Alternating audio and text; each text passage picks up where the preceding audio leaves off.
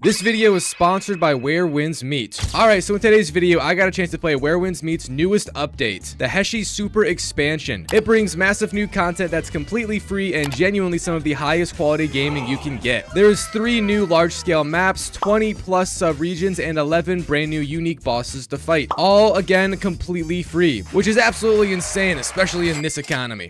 Without a doubt, it's the most epic update since this game's launch. Now in today's video, I went through and I saw how many of the 10 trophies I could get, which span between the story itself, some side content, and a few collectible trophies. Now the premise for this new update and content itself is sort of this soul travel back into the Tang Dynasty, so we're going way back with this one. The story is also far more emotional this time, you know, even more than it already was with the main story, which is also amazing. But to start off the DLC itself, you first have to go meet this veiled lady in the middle of the woods at a clearing of sorts, and already it's very mysterious, and that's a common staple throughout this DLC. It's all one giant mystery uncovering as you play as to what's going on around us. Now you talk with these people here for a little bit until the gang splits up and only the lady remains. She then gets interrupted by a squawking bird. God, I just hate when that happens. And she says to meet her here tomorrow. I then passed the time, and upon tomorrow arriving, once I lit this candle under the shed, she spawned in right behind us. You then chat even more, and she says she's going to show us what home looks like. We then grab her hand and the trance begins. After a very cinematic cutscene, which this game is, you know, free to play completely, nothing at all is pay to win. I would argue that Where Winds Meet is the best free to play game out there, and I'm not even lying. That's what I'm saying. Anyways, you then begin the first of many back-in-time sequences, and we play as a man dressed in all white, looking angelic as ever. You then ride this boat downstream and see the time pass through the ages. A glorious scene is displayed with a beautiful golden light show. However, once the celebrations die down, the fun ends and war is torn upon us. This area then ends off with us reaching for the moon, and as the saying goes, when you reach for the moon, you may not get it, but you'll land on a star. In our case, however, we landed on our ass in the middle of a desert, so some stories end differently, I guess. Anyways, this is the first of 3 major areas of the new DLC, and we also see a cool mechanic introduced to us right away, which is just like time warping, making us a path to move forward. Is the Force with us after all? Once crossing that first path, I also found the first chest of the DLC map, and that's also one of 20 that I need for one of the collectible trophies called Relentless Hunter from collecting 20 chests of any quality. Moving forward, you then encounter numerous people that have traveled this path before and are no longer here, dissipating in the wind as we pass by as if Thanos was truly in this world. After that, I then reach something real, and of that, an enemy. A giant enemy bird. Now, it's been a minute since I've played Where Winds Meet, but muscle memory kicked in, and I still whooped this bird's ass as if it was also not real. But underneath where the bird was nesting was a story interaction we needed to do. Once doing so, a cutscene then plays out, and the world vastly changes. However, after talking for a few moments, he then leaves as soon as he came. Haha, POV college. Oh my god! Anyways, the world returns back to somewhat of normal. After some wandering, I then got jumped again by quite a few birds. Big birds, if that once more. And I know I've already said this in my last video on Where Winds Meet, but the combat in this game slaps. Like, even being bad at it like I am, it's still extremely fun. I can't even imagine what it's like to play this game and, you know, be good at it. Boy, do I wish. Now, after defeating those enemies, another story interaction floating ball thing appeared, and after activating it, the world again was struck down into the past memories. More mysterious dialogue happened with that same man from earlier, and while pushing forwards towards the elusive tree lighting the sky in front of us, I looked behind me and I saw some very scary outlines of creatures that definitely would eat me. I may have peed my pants. But after that ended off and I made it to the tree, I noticed there was countless hero and assistance matchmaking signs. And I'm not a complete idiot, so I kind of guessed that there was going to be a boss fight ahead of us, and boy was I right. There was also a note on the ground to somebody's wife. Shout out to the huzz. But then I did crawl up to the peak, used the force on the glorious glowing ball, and we were struck once more. Now a boss didn't appear, unfortunately, just a few base enemies. I'm just kidding. Yes, a boss appeared, and it was the biggest of the biggest big birds. I also completely destroyed it. I may not be able to fly like this thing can, but it can't walk like a real one, and I walked its ass down, taking pretty much 0 damage. I'm just a pro gamer. Afterwards, a drumming sound could be heard, and walking up even higher, we see the outline of that man drumming away desperately trying to open the gate, but failing. So we took his place, jujued on that beat, and the gate was open, showing us the beautifully desolate scenery in front of us. Also, this area we were on turned out to be a ship, which then took sail and left us in the next area of the story after it finished. Now, since this map is very big with loads of content in it, I mean, come on, the DLC has hundreds of new things. They also introduced us to this new speedy travel mechanic where you can transform into this flying morph called the Moon Leap Morph. It's very cool. After traveling quite far, then I ran to the first new encounter of the day with this old woman named Granny, and she was kind of like dying dying out here, so I tried to give her some water from this well, but then I was required to use the healer on her, and I hadn't yet done that side quest to get the healer ability, so don't tell anyone, but I may have left her to die. I will come back, Granny. Probably not. Anyways, our real main story goes to find the thing we just saw from that dream and uncover what this world we are in is. Imagine you get dropped into some desert with flying ships and ghost people. That would be, pretty dope, honestly. Personally, small town America is boring as shit. Give me some ghost deserts for real. But after finding this ship, which I'm pretty sure is just the one we got knocked off of a moment ago, you then get led to a mystical tree called the Euphrates Poplar. And upon arriving there, we then begin the first main back-in-time story of many we will encounter in this DLC. It's in regards to an old man who has been left by all of his friends, companions, and he has the simple goal of delivering the burlap sack as if his life depends upon it. So we then try to join this caravan that was leading to where we needed to go. However, they don't really like us. Something about being an old man who is struggling really just kind of pisses off like everybody in this game. I don't know why. Maybe these people are just a bit rough on the edges, but it made me low-key feel kind of bad for the guy. Like, we basically just get bullied the entire time by everybody despite us trying our best to help out. Anyways, long story short, they ended up letting us join them. So then the caravan departs, and that's it for now in the flashback sequence. You then get to play in reality, and I chose to, instead of continuing the story, go and explore for a little bit. We just got this massive new map, and I was very interested in seeing what the hell is actually going on in this place. So I chased down that chest trophy I mentioned earlier, because I figured that they would throw them in locations where cool stuff is at, and boy was I right. The first chest location I went to had multiple enemies at it, and in fact, pretty much all of the chest locations that aren't in, like normal cities, have some sort of fight or puzzle to do it. Also, when you guys do go for this DLC's completion, there is a very good website out there that has everything in the game marked on the map. It's also interactive, and if you don't believe me before when I said this DLC has insanely high amounts of content, just look at this map showcasing everything. It's genuinely insane, bro. Shout out to the developers. Anyways, a little bit later when going for those 20 chests still, I ended up pausing before reaching a big cluster I saw on the map, and I just stare at the scenery. Where Winds Meet was always a very cinematic game, but something about this DLC just upped it even more, and round of applause, my eyes are so in love right now.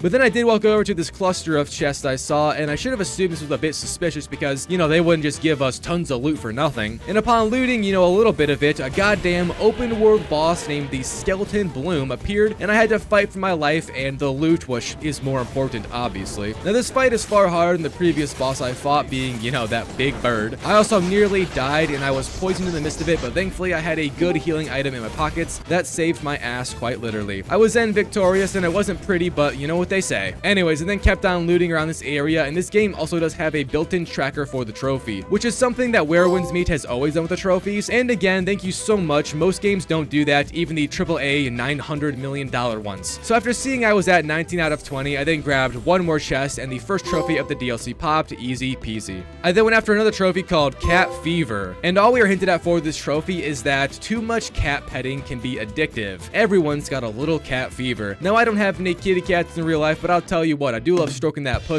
Anyways, this trophy at first, I believe, was to just go around and pet as many cats as you can on the map, and I had already done a few. Also, again, that map that's out there does show the locations of them all, but after doing some god-tier research, I learned that no, this actually isn't what gives you cat fever, at least not easily, that is. Instead, you need to do this side quest called a tassel and a tail. Now, to begin it, you need to first pickpocket this man who has the bloodstained tassel, and once doing so, you then bring it to this granny and a man off a little bit ways by a lake of sorts. Once making it there, you then hang the tassel, and the world begins to change. We then appeared back where we just were, and you have to sort of maneuver through the ruins of a battle that happened here called the Battle of Squarehold. And there also is a very prevalent enemy appearance, however they are all invisible, so good luck taking them on. Instead, it's advised to just grab the 3 items we need to further this area, being 3 different gongs playing some sounds. They are all just in the towers of this area, and they're very easy to find and reach. After doing so, you then go back up to where Granny is at with that other dude, and we then have to parkour up this estranged path, which you can only see when the wind is blowing at the right angle. And yes, I did completely fall and eat shit. But upon climbing all the way up, you then reach a gong, and allegedly we recall the troops. Overall, it's just a very beautiful ending to a past massacre that occurred. However, now there is peace in this place. And I'm not exactly sure why this triggers the cat fever trophy, but after all that was done, if you go over to this little kitty cat, which is in the same area, actually it's right below where we did all that parkour section, and you just pet the cat 5 times in a row, you get cat fever, and the trophy should pop. Again, I don't really know why that works, but shout out, I guess. Now, the next trophy I did was called called a fish out of water. And the description again is a bit elusive. A fish atop the tallest tree, question mark? In this desert, anything goes. Seeing this, I think it's pretty obvious that we need to climb a very tall tree. So I went to the tallest tree in this area. I climbed up it, which was pretty easy because of the wall riding mechanics this game has, thankfully. And once making it all the way up and diverting my path to this little side branch that goes up even higher, the trophy popped yet again, very easy. Now, if you guys have played this game before or seen my last video on it, then you remember this next trophy because it's also one in the main game, called Pause on Point, from solving 6 Meow Meow puzzles in this new area. Now, Meow Meow puzzles are usually very easy, and there is a ton in this new DLC, so just doing 6 is not hard at all. And the 6 I did all consisted of just the typical little race, getting all the points to pass, the kitty's test, and then a few ringing bells with our bow in certain orders of the puzzles. I don't know. Overall, it's very, very, very easy and satisfying to complete. I genuinely love doing this game's random side content. It's very fun. But after I did my 6 Meow Meow puzzle right here, I got the trophy pop. After that, I then reached sort of the end of the trophies for this DLC, at least in terms of random ones that weren't just tied to the story of it. So I returned back to the burlap sack storyline, and for the next hour or so, we basically just saw our boy here get disrespected by everyone. And then bandits also showed up. We found out that the burlap sack guy had a hold of these kind of cursed coins that the bandits saw, and then the guy was just like, I'm out of here, so they left us alone. But this also did make our entire party part ways with us because they don't want to deal with us anymore. There was then a very long and story building part where a fox came and stole our water. So we chased it and chased it and chased it, getting to see what it looks like to truly run out of hope in the middle of a desert. And when all seemed lost, we then get saved and awaken a mine of sorts with water everywhere. After getting back up to our strength, we then began the journey again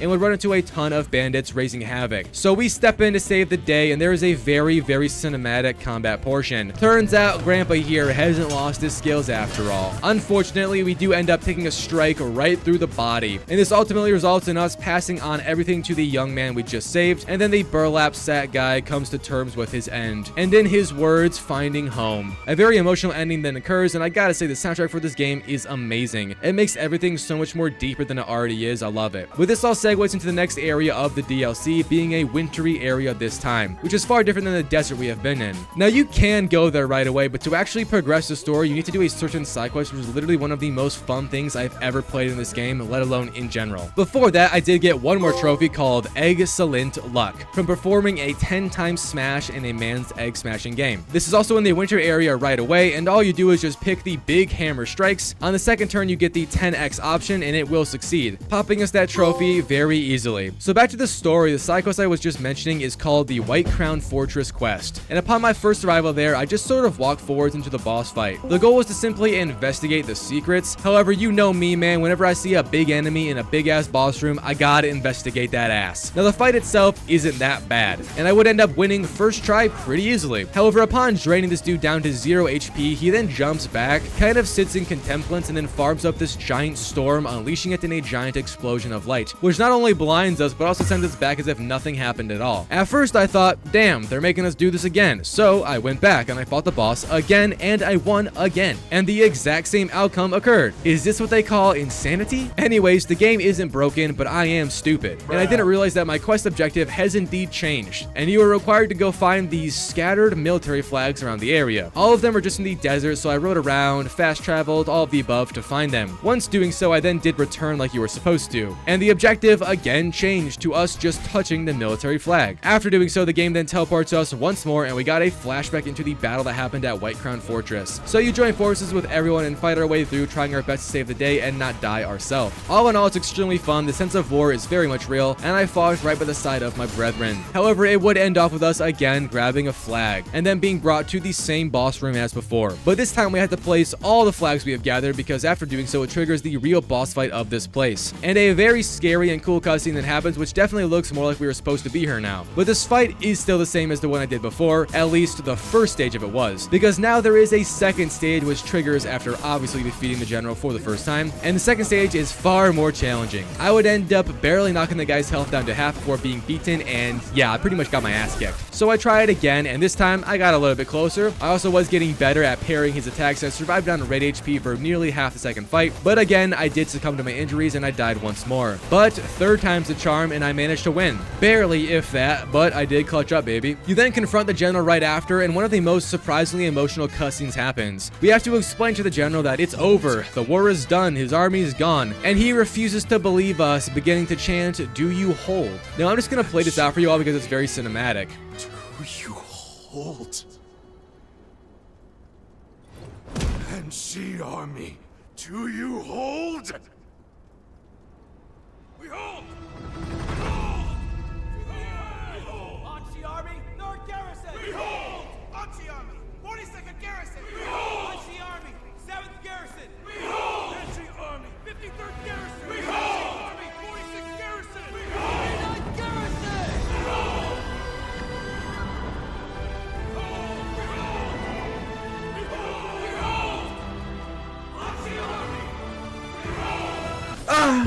So after that, I was low-key hyped up, the goosebumps rolling down my arms, and I was so intrigued. I read through this entire document account of what happened. But all in all, that was it, and we were then allowed to continue the story. Now, I then played for a few more hours, and we got introduced to an entirely new storyline with new characters, some very emotional story moments. This DLC truly does just go more and more and more in depth with the lore of this world the longer you play. I also got 2 more trophies in the second area. First, from completing a side quest called the Homeward Vow. Now, you start this one in the middle of the main area that we see right away when coming into the second map, and then for the most part you just follow this child throughout the side quest. This kid has dreams of becoming the new ruler of this place, and we are trying to foil the current one. So you go through numerous stealth, parkour, and flashback missions, learning more of the lore, doing some very fun sequences, etc. All in all, however, there isn't any boss fights or really much combat in general in this area, and it just ends off with one more final cutscene, and after its conclusion the trophy pops. Now the second trophy I got here is completing the Death to the Governor questline and then beating the Wukong boss fight in under 180 seconds. Now the questline itself is very much story orientated once more. However, after going through the numerous sequences to finish it, you then reach a boss fight unlike the previous one. And you basically just have to finish this fight within 180 seconds. So make sure to have a high level weapon and you shouldn't have too many issues. After completion, the trophy will pop. So in the third and final area, being Kinshan, it features an entirely new map with a unique 4-season transition system, 3 new campaign bosses, another world boss, and 3 new side storylines. There's just content absolutely all over this place. And in this area, you can achieve the final trophies of the game, being a miscellaneous trophy and then 2 campaign-related trophies. Now, starting off with the miscellaneous trophy, all you have to do is find this woodchuck sitting by a chest near a little town towards the end or bottom of the map. After finding it, literally all you do is go near it and it will scream, resulting in us dying and the trophy popping. Now, the final 2 trophies of this DLC are from clearing the campaign called Dim Lamp Night,